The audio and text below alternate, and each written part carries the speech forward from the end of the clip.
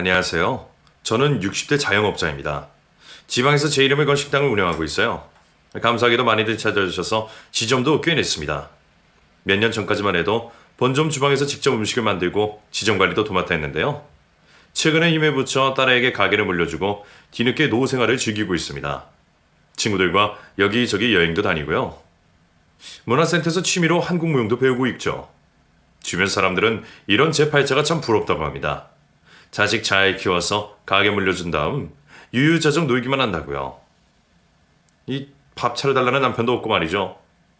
그럼 그냥 아유 내가 복을 타고났나 봐 하고 웃고 넘기지만 속으로는 이 사람은 나에 대해 아무것도 모르는구나 라고 생각한답니다. 사실 여기 사연 보내는 분들 못지않게 저도 파란만장한 삶을 살아왔거든요. 자식은 부모 팔자 닮는다고 제 딸도 마찬가지고 말이죠. 저희 모녀가 말 못할 사정으로 17년 동안 얼굴도 모른 채 떨어져 살았다면 믿으시겠어요? 오늘은 눈물 없인 듣지 못할 저와 딸의 이야기를 풀어볼까 합니다. 저는 어린 시절 보육원에서 자랐어요. 지금은 얼굴도 흐릿한 엄마가 저를 교회에서 운영하는 보육원에 버렸죠. 열밤만 자고 나면 데리러 온다더니 선물 사오시겠다고 손가락 걸고 약속까지 했건만 엄마는 그날 이후로 영영 오지 않았습니다. 어린 시절엔 그런 엄마를 참 많이 원망했더랬죠. 하지만 지금은 나이가 들어서일까요? 아니면 저도 하나의 엄마이기 때문일까요? 그런 엄마가 조금은 이해가 됩니다. 남편도 없이 홀몸으로 어린 딸을 키우는 게 얼마나 두렵고 막막했겠어요. 딸린 입이 있으니 새 가정을 꾸리는 것도 하다못해 돈을 버는 것도 쉽지 않았겠죠. 언젠가 술에 취해 나 같은 여자를 엄마로 만나서 너도 좀 고생이다. 다른 정상적인 부모를 만났으면 이렇게 살진 않을 텐데 하면서 혀를 차던 것도 기억이 나네요. 아마 보육원에서 제가 다른 좋은 부모를 만나 행복하게 살길 바랐던 것 같아요. 하지만 그런 엄마의 바람과 달리 저는 성인이 될 때까지 끝내 다른 가정에 입양되지 못했어요. 다른 애들과 달리 아이다운 천진한 면도 없었고요. 특출나게 예쁘지도 않았기 때문이죠. 게다가 왼쪽 뺨에는 갈색의 커다란 반점이 있었는데요. 그 점이 저를 또래보다 더 노숙하고 음침해 보이게 했죠. 새 부모를 만나 보육원을 떠나는 아이들을 볼 때마다 얼마나 오르는지 몰라요. 단순히 나도 가족이 갖고 싶다는 부러움을 느끼는 정도가 아니었어요. 선택받지 못한 저의 패배감, 열등감, 좌절감 같은 것들이 저를 괴롭게 만들었죠. 그래서일까요? 저는 중학교 들어갈 즈음부터 소위 논다 하는 날라리들과 어울리기 시작했어요. 혼자일 때보다 여러 명일 때 더 용감하다고 하잖아요. 전 그 친구들에 따라서 다른 학교 날라리들과 패싸움도 하고요. 처음으로 술도 먹어보고 담배도 피워봤어요. 그 안에서만큼은 저는 혼자가 아니었습니다. 친구들이 있었고 그 무리에 소속돼 있는 일원 중 한 명이었죠. 그렇다고 제가 정말 나쁜 짓을 한 건 아니었어요. 다른 날라리들처럼 애들한테 돈을 뺏은 적도 없었고요. 남자들과 어울려 놀지도 않았죠. 하지만 한번 문제와 딱지가 붙으니까 모두들 저를 피하기 시작했어요. 심지어 선생님들까지 저만 보면 혀를 쯧쯧하며 고개를 돌리셨죠. 결국 학교에 적응하지 못한 저는 자퇴를 했어요. 지금이야 다들 대학까지 가는 시대지만 그때만 해도 초등학교도 다니는 많은 애들이 수두룩했으니까요. 빨리 일해서 돈이나 벌자 싶었죠. 그런데 보육원 입장에선 그런 저를 더는 두고만 볼 수 없었나 봐요. 어느 날 원장님이 저를 부르더군요. 그 즈음엔 하도 불려가서 혼이 났기에 무섭지도 않았어요. 그저 이번에도 잔소리만 좀 듣다 말겠지 싶었죠. 근데 원장님은 저를 보자마자 야단에 치기는커녕 갑자기 웬 종이를 한 장 내밀었습니다. 거기 적힌 글자를 읽는 순간 가슴이 철렁했습니다. 다름 아닌 보육원 퇴소 관련 서류였거든요. 이게 뭐예요? 더는 널 여기 데리고 있기 힘들 것 같다. 좋은 말로 타리는 것도 한두 번이 있지. 너 같은 미꾸라지 한 마리가 계속 보육원 물을 흐리니까 다른 애들도 나쁜 영향을 받고 있어. 지낼 수 있는 다른 곳 알아봐 줄 테니 여기니만 나가줬으면 좋겠구나. 원장님 말을 듣고 있자니 숨이 턱 막혀왔어요. 이 보육원에서마저 버림받는다면 저는 어디로 가야 할지 너무나 막막했죠. 울면서 원장님에게 매달렸어요. 제발 한 번만 봐달라고. 착하게 살겠다고 빌고 또 빌었죠. 나중에 알고 보니 그건 원장님이 문제 아들에게 쓰는 특단의 조치였어요. 진짜 쫓아낼 생각은 없지만 그런 식으로 협박을 하는 거죠. 집도 절도 없는 애들에게 그런 방법이 꽤 잘 먹혔던가 봐요. 저도 그랬고 말이죠. 어쨌든 그 뒤로 전 180도 달라졌어요. 보육원 규칙도 잘 지켰고요. 전학간 학교에서도 열심히 공부했죠. 덕분에 보육원에 나올 즈음엔 제 손에 번듯한 고등학교 졸업장이 들려 있었습니다. 당시만 해도 여자가 고등학교까지 나오는 건 흔치 않았어요. 덕분에 전 한 방직 공장에 격리로 들어갈 수 있었습니다. 미싱기를 돌리는 아주머니들의 스케줄을 관리하고 봉급 관련 업무도 도맡아 했죠. 직원들 대부분이 저보다 나이 많은 여사님들이라서 딸버린 저를 참 예뻐해 주셨어요. 아유, 어린 아가씨가 참 참하고 예쁘네. 우리 아들이랑 만나볼 생각 없어? 하면서 챙겨온 떡이나 과일 같은 걸 나눠주곤 하셨죠. 그분들 덕분에 힘들어도 웃으면서 일할 수 있었던 것 같아요. 성격도 예전보다 많이 밝고 싹싹해졌죠. 그래서인지 공장 사장님 내에도 저를 참 마음에 들어 하셨습니다. 직원 하나 잘 뽑았다면서 가끔 생각지 못한 보너스를 주기도 하셨죠. 하지만 그 공장에서 저를 마음에 들어 하지 않는 사람이 딱 한 명 있었어요. 바로 사장님의 아들이었죠. 그 공장 관리자로 일하면서 생산 공정을 확인하고 여사님들을 감독하는 일을 주로 했는데요. 사장 아들이랍시고 어찌나 코트를 들고 다니던지 여사님들한테 말도 함부로 해서 제가 대신 대거리하며 싸운 적도 여러 번이었어요. 그래서 그 남자는 제가 여자 주제에 너무나 안 된다면서 대놓고 싫어했었죠. 상관없었어요. 그런 일로 사장님이 저를 자를 뿐도 아니었고 저도 사장님 아들이 참 싫었으니까요. 그런데 사람 인연은 참 알 수가 없는 것 같아요. 제가 그런 남자에게 푹 빠지게 된 날이 올 줄이야. 아주 무더운 여름이었어요. 작은 지하방에서 선풍기도 없이 살던 저는 결국 더위를 먹고 말았죠. 그래도 출근은 해야 하니 공장에 나오기는 했는데 어찌나 속이 울렁거리고 현기증이 나든지 도저히 서 있을 수가 없더라고요. 사장님께 말씀드리고 일찍 퇴근해야겠다고 생각한 순간 하늘이 뒤집히더군요. 네, 바로 기절한 거였어요. 의식이 멀어지던 순간 누군가 제 허리를 휙 끌어안은 것 같은데 정신을 차렸을 땐 병원 침대에 누워 있었죠. 옆에는 사모님과 사장님 아들이 앉아 있었어요. 제가 일어난 걸 한 사모님은 의사를 불러 진찰을 받게 한 뒤 괜찮다는 말을 듣자마자 호들갑을 떨더군요. 미쓰리, 큰일 날 뻔했어. 몸이 아프면 집에서 쉬어야지. 그렇게 갑자기 쓰러지면 어떡해? 미신기에 머리카락이 껴서 하마터면 큰일 날 뻔했잖아. 우리 아들이 안 잡아줬으면 아유, 생각만 해도 아찔해. 상황 파악을 한 저는 얼른 침대에서 일어나 사장님 아들에게 감사 인사를 했어요. 정말 고맙습니다. 공장장님 아니면 저 정말 죽을 뻔했네요. 됐습니다. 별것도 아닌 걸 가지고. 더위 먹은 거 말고 큰 문제는 없다니까 이틀 정도 쉬었다가 다시 출근하세요. 사장님 아들은 생색도 한번 내지 않고 그대로 사모님과 함께 가버렸어요. 병원비가 걱정된 저는 바로 퇴원하려고 했지만 간호사들이 말리더군요. 사장님 아들이 이미 병원비까지 다 선수납했으니 마음 놓고 푹 쉬라면서요. 생각지도 못한 사람한테서 호의를 받으니까 얼떨떨하면서도 큰 빚을 진 것 같은 기분이 들었어요. 결국 전 태어나자마자 바로 돈을 마련해 사장님 아들을 찾아갔습니다. 저기 공장장님, 제 병원비 대신 내주셨다고 들었어요. 그땐 제가 경황이 없어서 여기 받으세요. 됐습니다. 뭐 얼마나 큰 돈이라고. 그래도 돈 계산은 정확하게 해야죠. 좀 그러면 그 돈으로 밥이나 한 끼 사요. 오늘 일이 바빠서 점심도 못 먹었네. 네? 밥이요? 네. 월초로서 지금 좀 한가하지 않아요? 나가서 밥이나 먹고 옵시다. 밥을 제때 안 먹으니까 그렇게 픽픽 쓰러지는 거예요. 제가 뭐라 대답하기도 전에 사장님 아들은 저를 끌고 공장 밖으로 나갔어요. 그리고 근처에 있는 보양식 집으로 들어갔죠. 사장님 아들과 단둘이서 먹는 보양식이라니 음식이 입으로 들어가는지 코로 들어가는지도 모르겠더라고요. 어쨌든 그렇게 한 그릇을 싹싹 비우고 계산을 하려는데 사장님 아들이 됐다면서 또 자기가 계산을 하더군요. 공장장님, 이건 제가 계산하기로 했잖아요. 됐어요. 누가 내는 게 뭐 중요한가? 그래도 자꾸 이러시면 제가 너무 죄송해서. 그럼 같이 이 앞에 유원지나 놀러 갑시다. 리어카에서 사이다랑 아이스크림 사서 산책이나 하죠. 이번엔 진짜 그쪽이네요. 그쯤 되니 저도 뭔가 이상하더라고요. 아무 말 없이 사장님 아들을 뚫어져라 바라봤죠. 왜요? 싫어요? 그게 아니라 갑자기 제게 왜 이러시는 거예요? 잠깐 머뭇대던 사장님 아들이 이내 다시 입을 열었어요. 그리고 한 말은 너무나 충격적이었습니다.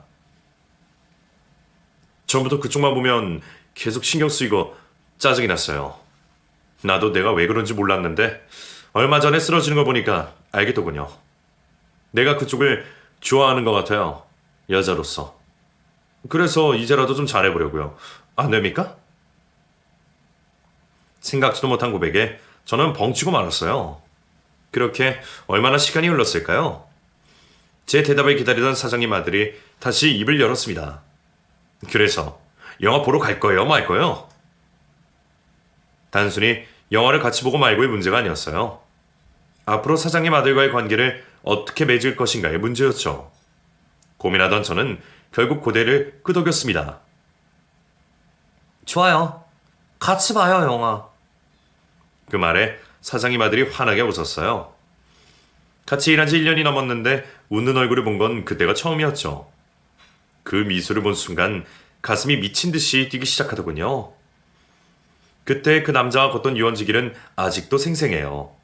졸졸 흐르던 개천물과 새파란 하늘, 초록초록한 나무들, 청량한 바람. 제 인생에서 가장 아름다운 순간 중 하나였죠. 그 뒤로 전 사장님 아들과 정식으로 연인 사이가 됐어요. 남자친구는 겉보기와 다르게 참 사랑에 열정적인 남자였죠. 애정 표현에도 적극적이었고요. 저와 잠시라도 떨어져 있는 걸 못 견뎌해서 공장에서도 늘 제 뒤를 졸졸 쫓아다녔습니다. 늘 혼자였던 저도 그런 남자친구의 행동이 싫지 않았어요. 오히려 결핍돼 있던 무언가가 채워지는 기분이었죠. 하지만 사장님 내에는 그런 저희를 곱게 보시지 않았습니다. 당연한 일이었어요. 그분들 입장에선 고아 출신의 별 볼 일 없는 직원이 갑자기 귀하게 키운 자기 아들을 가로챈 것처럼 느껴졌을 테니까요. 남자친구는 저와 결혼하고 싶어 했지만 사장님은 눈에 흙이 들어와도 그건 안 된다고 했어요. 결국 남자친구는 부모님을 등지고 제가 사는 집으로 들어왔고요. 그 일로 부모님께 절연당하고 말았죠. 당연히 공장에서도 더는 일할 수 없게 됐어요. 그래도 그땐 사랑 하나로 뭐든 다 이겨낼 수 있을 것 같았어요.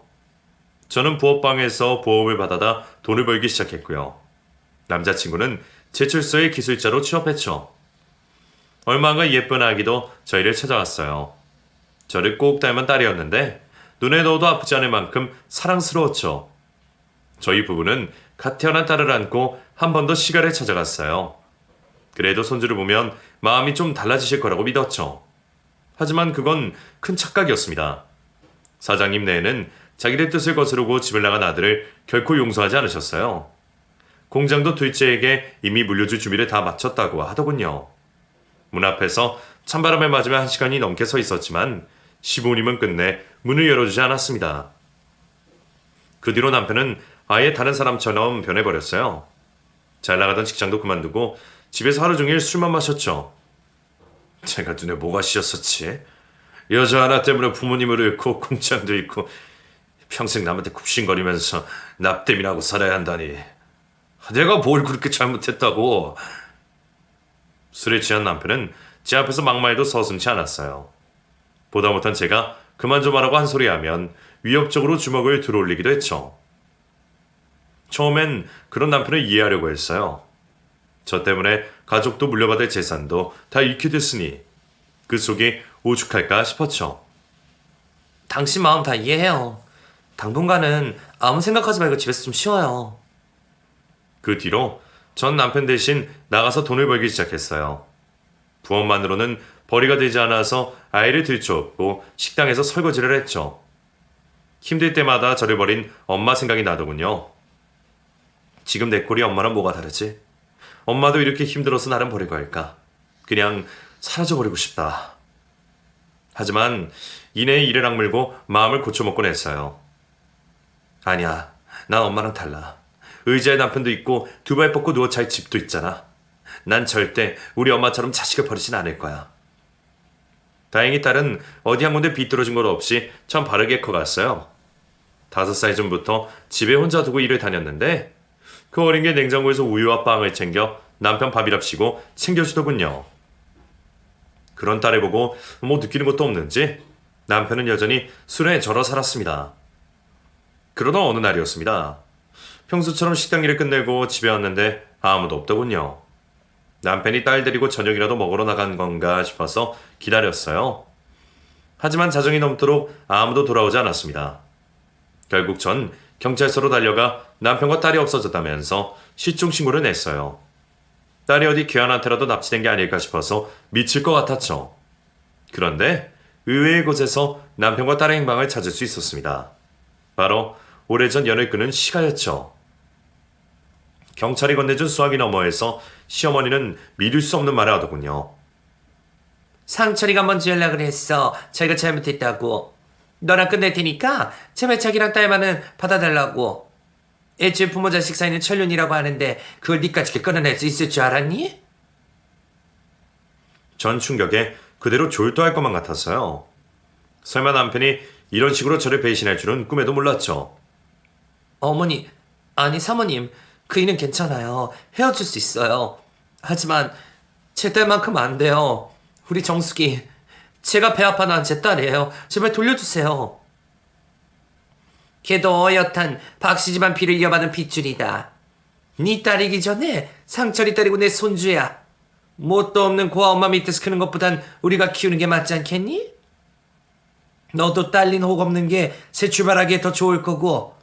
그러니 앞으로 더는 연락하지 말거라. 시어머니는 그대로 무정하게 전화를 끊어버렸어요. 저는 곧바로 시가로 달려갔지만 아무리 대문을 두드려도 아무도 나오지 않았습니다. 지금은 어떨지 모르겠는데 그 시절에 가진 건 없는 제가 아이를 되찾을 방법은 없었어요. 남편과 정식으로 식을 올리기는커녕 혼인신고도 하지 않고 살았으니 말이죠. 제가 할 수 있는 거라곤 매일 집 앞에 찾아가 아이를 돌려달라고 우는 것뿐이었어요. 하지만 결국 그마저도 할 수 없게 되고 말았죠. 시가가 저 몰래 한밤중에 도둑이사를 가고 말았거든요. 공장도 전부 정리하고 말이죠. 어디서 수소문을 할 수도 없고 정말 하늘이 무너지는 기분이었어요. 몇 날 며칠을 술에 절어 울면서 살았습니다. 딱 죽고 싶은 심정이었지만 딸을 생각하면 그럴 수도 없었죠. 그렇게 한 몇 달을 페인처럼 살았을까요? 전 다시 일자리를 알아보기 시작했습니다. 꼭 성공하고 싶었어요. 시가보다 돈을 훨씬 더 많이 벌어서 딸을 되찾아오겠다고 굳게 다짐했죠. 그 뒤로 저는 밤낮 없이 일하기 시작했어요. 식당에서 설거지도 하고 남의 집 식모살이도 하면서 닥치는 대로 돈을 모았죠. 그렇게 돈이 어느 정도 모인 뒤로는 리어카를 끌고 다니면서 김밥과 떡볶이를 팔기 시작했습니다. 다행히 음식 솜씨가 나쁘지 않은 편이라서 장사는 잘 됐어요. 전부 현금 박치기라서 돈이 모이는 대로 은행에 가져가 저금을 했죠. 그렇게 한 10년을 일하니 작게 가게 하나 낼 정도는 되더군요.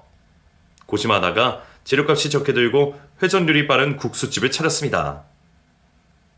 시원하고 칼칼한 국물 맛 덕분에 순식간에 동네에서 입소문을 탔죠. 한두 번 텔레비전 방송에도 나갔더니 나중엔 전국 곳곳에서 손님들이 몰려들더군요. 가게가 어느 정도 안정되자마자 전 바로 시가의 행방을 수소문했습니다. 다행히 방직 공장에서 같이 일했던 여사님 한 번을 통해 이사간 집 주소를 받을 수 있었어요. 한껏 긴장에 찾아간 집은 으리으리할 거란 기대와는 달리 작고 낡은 빌라였습니다. 알고 보니 시아버지가 투자를 잘못하는 바람에 공장도 날리고 집안이 쫄딱 망했더군요. 차라리 잘 됐다 싶었어요. 돈을 좀 쥐어주면 제 딸을 돌려줄 거란 희망에 부풀었죠. 하지만 그런 제 기대는 문을 열고 나온 남편에 의해 산산이 부서지고 말았습니다. 그새 더 추하게 늙어버린 남편은 여전히 술에 잔뜩 취해 살고 있었어요. 뇌까지 망가져버린 건지 제가 누군지도 잘 몰라보더군요. 간신히 정신을 차리고 한다는 말은 더 가관이었어요. 정숙이? 걔 집 나간 지 오래야. 아, 은혜도 모르는 걔집에 내가 쟤를 어떻게 키웠는데 지 애비를 버리고 도망을 가? 망할 것. 그걸 지금 말이라고 해? 나한테서 딸을 훔쳐갔으면 보란듯이 잘 키웠어야지. 뭘 어떻게 했길래 그 착한 애가 집을 나가. 당장 내 딸 돌려내. 내 딸 돌려내라고. 이 옆에 애가 미쳤나? 이거 안 놔? 전 남편에게 달려들어 되는 대로 주먹을 휘둘렀어요. 딸을 잃은 애미가 뭐 눈에 보이는 게 있었겠어요. 결국 이웃집에서 신고했는지 경찰이 출동해 저와 남편을 떼어놨습니다.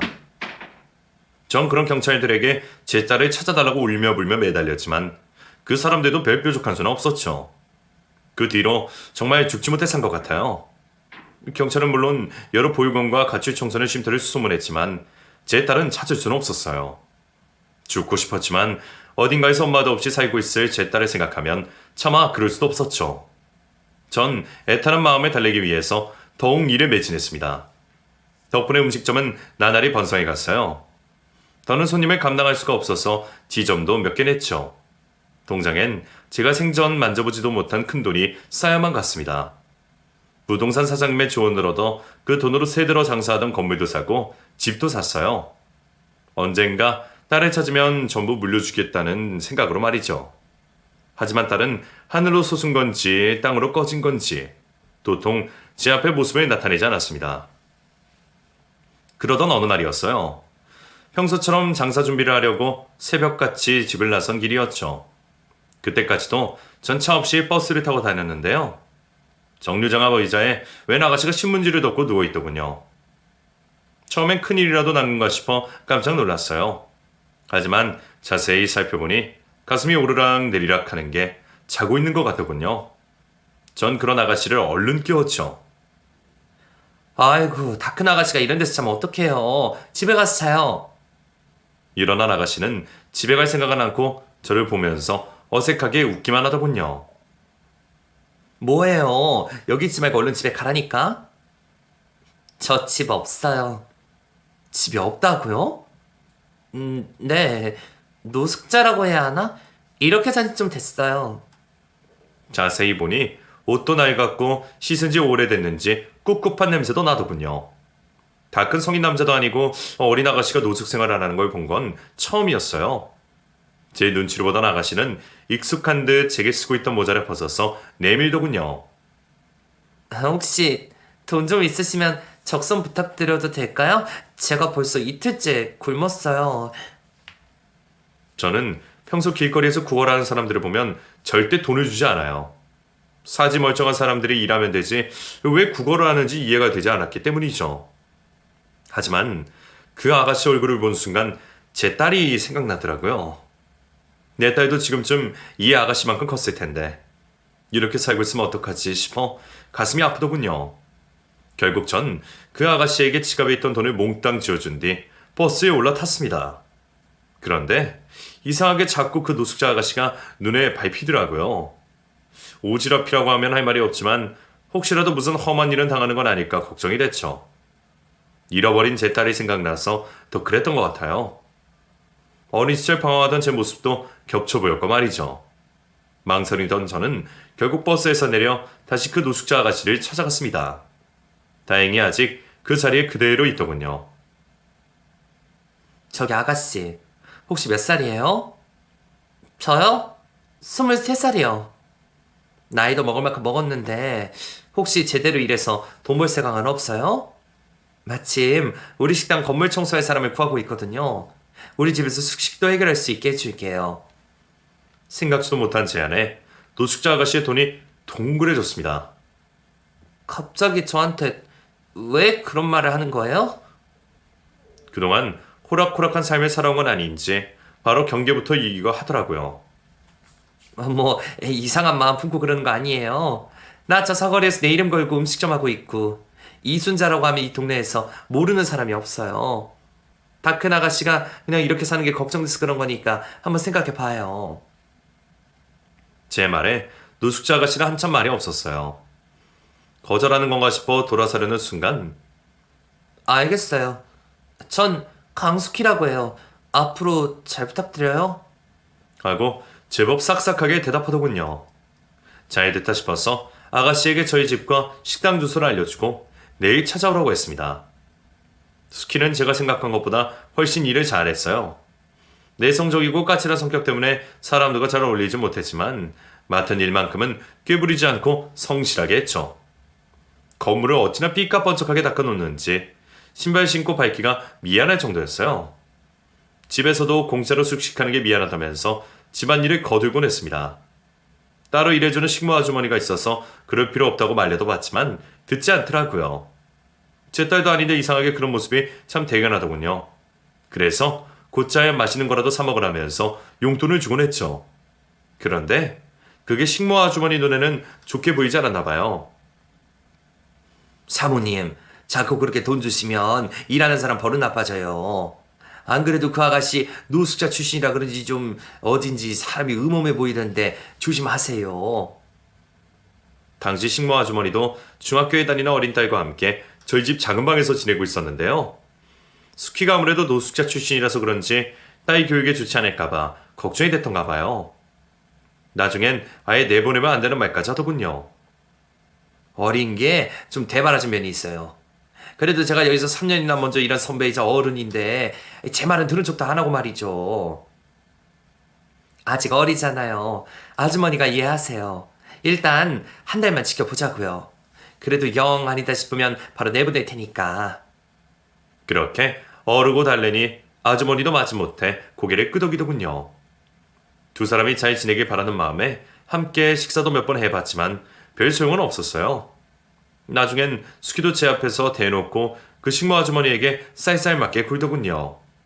따로 불러서 이유를 물어보니 자꾸 자기 딸이랑 저를 비교하면서 은근슬쩍 제 욕을 하잖아요. 공부 안 하면 커서 저처럼 될 거라는 둥 하면서요. 그리고 은근슬쩍 먹을 걸로도 차별하는 거 알아요? 사모님이랑 자기 딸한테 쌀밥에 고기 반찬만 주면서 저한테 신김치에 나물밖에 안 줘요. 어쩌다 냉장고 문이라도 열면 아주 눈에 불을 켜고 노려본다고요. 두 사람의 감정의 골은 점점 더 깊어졌어요. 끝내는 아예 서로 말도 섞지 않는 사이가 되고 말았죠. 이러다 뭔가 사달이 나지 않을까 싶었는데 결국 일이 터지고 말았습니다. 저녁을 먹고 막 잠자리에 들려던 때였어요. 갑자기 1층이 소란스러워지더군요. 무슨 일인가 싶어 내려가 봤더니 수키와 식모 아주머니가 말다툼을 하고 있었습니다. 전 아니라니까요? 제가 사모님 반지를 왜 훔쳐요? 그럼 이게 왜 네 방에서 나오는데? 아줌마가 훔쳐서 제 방에 둔 거겠죠. 전부터 저 쫓아내려고 벼르고 있었잖아요. 제가 모를 줄 알아요? 뭐? 무슨 그런 말도 안 되는 소리를 해? 도둑이 제발 저린다고 경찰서 가서 콩밥 먹을 생각하니까 겁나니? 한껏 목소리를 높인 아주머니는 저를 보자마자 얼른 달려와 자초지종을 설명하더군요. 세탁기 돌리는 김에 수키 방에 있는 빨래도 가지고 나오려고 들어갔는데 거기서 제 반지가 나왔다는 거였어요. 진주가 알알이 박힌 제법 비싼 반지였는데 이 안 그래도 얼마 전부터 보이지 않아서 이상하게 생각하던 차였죠. 정말 스키 네가 이 반지를 가져간 거니? 제 질문에 수키는 기가 막히다는 듯 코웃음을 치더군요. 전 살면서 남의 물건 탐내본 적 한 번도 없어요. 안 그랬다고요. 근데 이게 왜 네 방에서 나왔는데? 그걸 제가 어떻게 알아요? 저 모녀가 저 쫓아내려고 눈이 벌게져 있었는데 지들이 훔쳐서 제 방에 넣었나 보죠. 수키의 말에 식모 아주머니의 얼굴이 시뻘개졌어요. 옆에 있던 그 딸애도 기가 막히다는 듯 수키를 째려보더군요. 사모님, 저희 엄마 말고 저 언니 말을 믿는 거 아니죠? 이런 말까지 안 하려고 했는데 제가 아까 거실에 물 먹으러 나왔다가 똑똑히 봤어요. 저 언니가 사모님 반지 훔치는걸요. 뭐? 거짓말하지 마. 수키는 식모의 딸을 잡아먹을 것처럼 노려보더군요. 너는 안 되겠다 싶더라고요. 진실은 둘째치고 수키를 내보내야겠다 싶었죠. 수키가 들어온 뒤로 집안이 하루도 조용한 날이 없었으니까요. 결국 전 방으로 들어가서 돈 봉투를 챙겨 밖으로 나왔습니다. 마침 오늘이 일한 지 딱 한 달 되는 날이네요. 그동안 고생 많았어요. 제가 돈 봉투를 내밀었지만 수키는 받지 않았어요. 전 억지로 손에 돌을 쥐어준 뒤 계속해서 말을 이었습니다. 원래 얘기했던 것보다 좀 더 넣었으니까 받아요. 그리고 내일부터는 가게 안 나와도 돼요. 방도 내일까지 비워줬으면 좋겠고요. 제 말이 서러웠던 걸까요? 수키는 손에 들고 있던 돈 봉투를 바닥에 내팽개쳤어요. 그리고는 저를 무서운 눈으로 쏘아보더군요.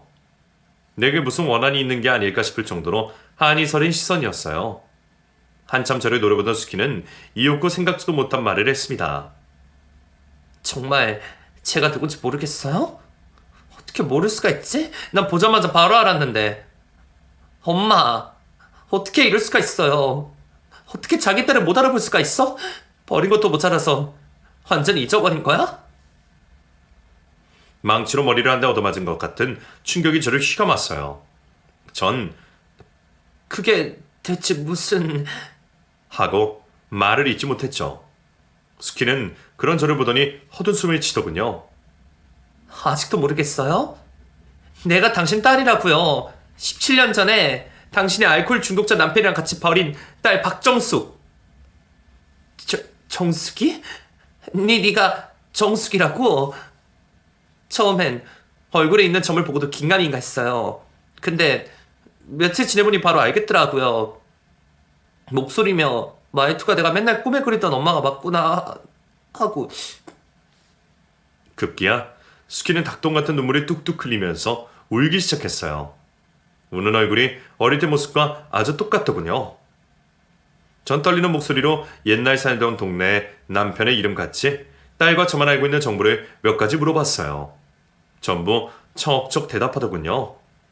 이게 꿈인지 생신지. 전 무너질 것 같은 다리를 끌고 딸에게 다가갔습니다. 그리고 그대로 끌어안고 오열하기 시작했죠. 네가 정말 정숙이니? 내 태 정숙이 맞아? 근데 왜 진정만 안 한 거야? 미웠어요. 나 버리고 떠나더니 이렇게 부자 돼서 잘 살고 있는 게 너무 미웠어요. 그런데 날 찾지도 않고 이 사람들이 날 도둑으로 몰지만 않았어도 끝까지 말 안 했을 거예요. 딸은 내가 자기를 버린 거라고 아주 단단히 오해를 하고 있더군요. 어릴 때였으니 그럴 만도 했죠. 전 남편이 어느 날 갑자기 딸을 데리고 집에 나가버렸고 시가에선 아예 작정하고 이사까지 가면서 모녀 사이를 갈라놨다는 걸 알려줬습니다. 딸은 아무것도 몰랐는지 깜짝 놀라더군요. 할머니랑 아빠는 엄마가 날 버린 거라고. 그래서 어쩔 수 없이 날 데리고 사는 거라고 했어요. 그건 다 거짓말이야. 내가 얼마나 찾았는데. 너 그렇게 집에 두고 온 뒤로 두 발 뻗고 편히 잡은 적이 한 번도 없어. 돈 모아서 가게 내자마자 바로 너부터 찾으러 갔단다. 근데 힘이 넌 집에 나가버린 후였지. 그 뒤로 전국 팔방곳곳 널 찾아서 안 돌아다닌 데가 없다.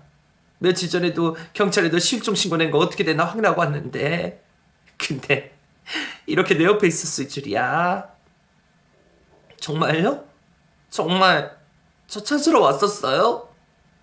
당연하지. 엄마가 너 없이 어떻게 산다고. 딸은 더 크게 흐느끼면서 제 품에 얼굴이 묻었어요. 그렇게 한참을 서로 울다가 눈물 젖은 딸의 얼굴을 들어올렸죠. 어디 좀 보자. 그동안 잘 컸는지 어디 아픈 데는 없는지 이 엄마한테 얼굴 좀 보여줘. 잘 컸어요. 여기 온 뒤로 잘 먹고 잘 사서 살도 많이 쪘고. 어쩌자고 노숙생활을 했던 거야. 어디 쉼터 같은 데라도 들어갔어야지. 가출한 애들끼리 어울리다가 하는 짓이 너무 더러워서 그냥 나왔어요. 쉼터 같은 데도 성인은 안 받아주던데요. 집에 나가라고 하지. 신분증도 없어서 일도 못하고 할 게 노숙밖에 없더라고요. 숙희라는 이름은 또 뭐야. 노숙생활하면서 누가 본명을 써요. 다 가명 쓰지. 딸은 뉴스에 나오는 거리 아이들처럼 정말 막 나가는 생활을 했더라고요. 그동안 별탈 없었던 게 천운일 정도였죠. 다 이 엄마가 죄인이다. 죄인이야. 그때 널 그렇게 두고 오는 게 아니었는데. 지나간 일 얘기하면 뭐해요. 이제 눈앞의 일만 얘기해요. 저 사람들 어떻게 할 거예요?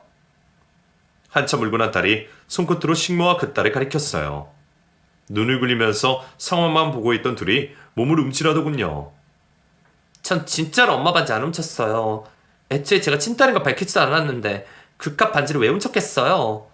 전부터 이 모녀가 저를 쫓아내려고 작당하는 걸 알고 있었어요. 뭔가 일을 벌이겠구나 싶었는데 설마 이렇게 더러운 수를 쓸 줄이야. 딸의 말에 식모 아주머니는 황급히 두 팔을 내저었어요. 사모님, 뭔가 오해가 있었던 것 같아요. 아니 사모님 따님이 훔친 게 아니었나 보네요. 아주머니 딸이 봤다고 했잖아요. 말해봐. 너 정말 내 딸이 반지 훔친 걸 봤니? 식모의 딸은 당황한 얼굴로 어쩔 줄을 몰라 하더군요. 그러더니만 결국 죄송해요. 엄마가 그렇게 말하라고 시킨 거예요. 저 거짓말 안 하려고 했는데. 하면서 울음을 터뜨리고 말았습니다. 정말 기가 막혔어요. 자기보다 한참 어린 가엾은 여자애를 내보내고 싶어서 딸을 시켜 거짓말까지 시키다니요. 죄송합니다, 사모님. 한 번만 봐주세요. 네? 됐고요. 오늘까지만 일하는 걸로 할게요. 바로 짐 싸서 나가줬으면 해요. 제 말에 식모의 얼굴이 하얗게 질렸어요. 아니, 사모님. 아무리 그래도 이렇게 갑자기 나가라고 하시면 어린 딸이 데리고 어디로 가겠어요. 그동안의 정을 생각해서 한 번만 봐주세요. 네? 그동안 일해주신 노고를 생각해서 그나마 경찰은 안 부르는 거예요. 여기서 말 더 길어져 봤자 좋을 게 없을 것 같은데 여기까지만 합시다. 제 입에서 경찰이라는 말이 나오자 식모는 바로 입을 꾹 다물었어요. 더는 상황을 되돌릴 수 없다는 걸 깨달은 것 같았죠. 그렇게 식모는 어린 딸을 데리고 저희 집을 떠났습니다. 그 뒤로 전 딸과 함께 인생 2막을 시작했어요. 집밥도 만들어 먹이고 새 옷도 사주고 같이 목욕탕도 가고 꿈에 그리던 생활이었죠. 너 먹고 싶은 거 하고 싶은 거 뭐든 다 말만 해. 이 엄마가 다 들어줄 테니까. 됐어. 나 지금도 충분해. 없이 자라서일까요? 딸은 큰 욕심이 없었어요. 다른 또래 애들처럼 자기를 꾸밀 줄도 몰랐고 그렇다고 공부나 운동에 흥미가 있는 것도 아니었죠. 난 그냥 지금처럼 엄마랑 이렇게 둘이서 같이 살아가면 더 바랄 게 없어. 그러니까 자꾸 뭐 더 해주려고 하지 마. 딸은 그렇게 말했지만 17년 만에 자식을 찾은 어미의 마음은 좀 달랐죠. 결국 전 재산 일부를 처분해서 딸아이 앞으로 건물을 한 채 사줬어요. 안 받겠다고 하는 걸 억지로 떠넘겼죠. 저처럼 손에 물 안 묻히고 편하게 살았으면 했는데 딸은 엄마 팔자 닮는다고 결국 딸애가 제 사업을 물려받게 됐네요. 옛날에는 식재료 주문 하나 하는 것도 못해서 제게 전화를 하더니만 요즘은 자기가 다 알아서 척척 해내요. 대개는 한편 좀 서운하기도 합니다. 이런 얘기를 하면 딸은 배부른 소리 한다고 톡 쏘지만요. 어른 공주님이 따로 없답니다. 그래도 안 그런 척하면서 저를 얼마나 위해주는지 몰라요. 얼마 전 제 생일 땐 직접 생일상까지 차려줬죠. 직접 케이크같이 만들었는데 모양은 좀 볼품없었지만 맛은 아주 훌륭했답니다. 몇 년 전에는 좋은 짝을 만나 늦은 결혼도 했죠. 저 닮은 손주 하나만 안겨주면 더 바랄 게 없을 것 같은데 아이는 절대 낳을 생각이 없다네요. 요즘 젊은 사람들한테는 그게 대세라는데 정말 그런가요? 사이에게 은근슬쩍 손주 좀 하나 낳아달라고 압박을 주고 있긴 한데 사이도 딸한테 꽉 잡혀 사는지라 별 효과는 없는 것 같습니다. 그래도 손주 없으면 어때요? 저를 위해주는 딸과 사이가 있는데요. 가진 것에 만족하고 사는 것도 중요하다고 생각해요. 슬슬 나가봐야 해서 여기까지만 써야겠네요. 긴 얘기 들어주셔서 감사합니다. 모두 행복하세요.